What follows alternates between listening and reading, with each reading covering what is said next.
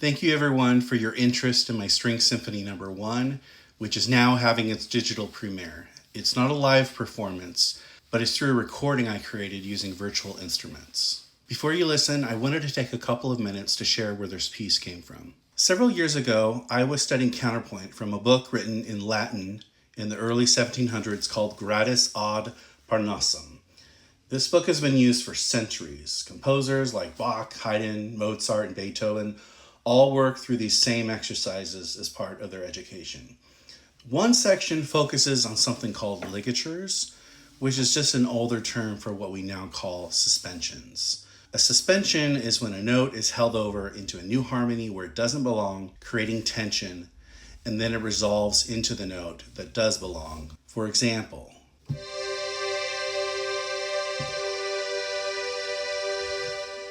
sometimes these happen in chains where one suspension leads directly into the next, creating this ongoing sense of forward motion and expectation. You can hear each time how the top note sort of falls out of line, like for instance.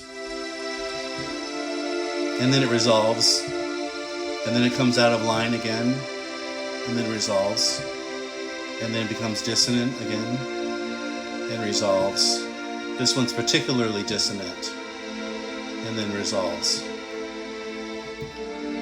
and then resolves, dissonant, and then resolves, dissonant, and then resolves.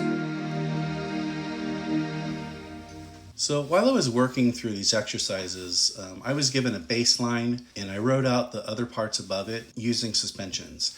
And somehow, almost by accident, I stumbled onto a phrase of music that completely stopped me. It was unexpectedly beautiful. Not just beautiful in terms of an exercise, it was genuinely beautiful and musical. I made some changes following my ear, and then I set it aside. I knew there was something there, but at the time I didn't feel like I had the musical maturity to turn it into a full piece. Still, I kept coming back to it over the years. I'd play the main theme on the piano. My wife would say, "Hey, wait, what movie is that from?" And I'd say, "Oh, it's not from a movie, it's just something I wrote." Eventually, I felt ready to return to that theme and build something larger around it. So as I was writing this piece, I took inspiration from Adagio for Strings by Samuel Barber, which has been one of my favorite works. I love how Barber reintroduces the main theme again and again without it ever feeling repetitive, and each return feels fresh, more intense, more fragile, more urgent, always moving forward. In my own piece, both harmonically and melodically, everything is built around the creation and release of tension. Nearly every single measure contains a suspension or a passing tone, some kind of dissonance that wants to resolve. The music moves in waves, often arriving at half cadences, never fully settling.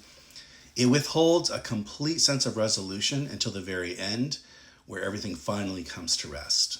I hope that as you listen, you feel that ebb and flow, the stretching, the holding, and the eventual release, in the same way I felt it while writing the piece. Thank you for listening, and I'm excited to share this music with you.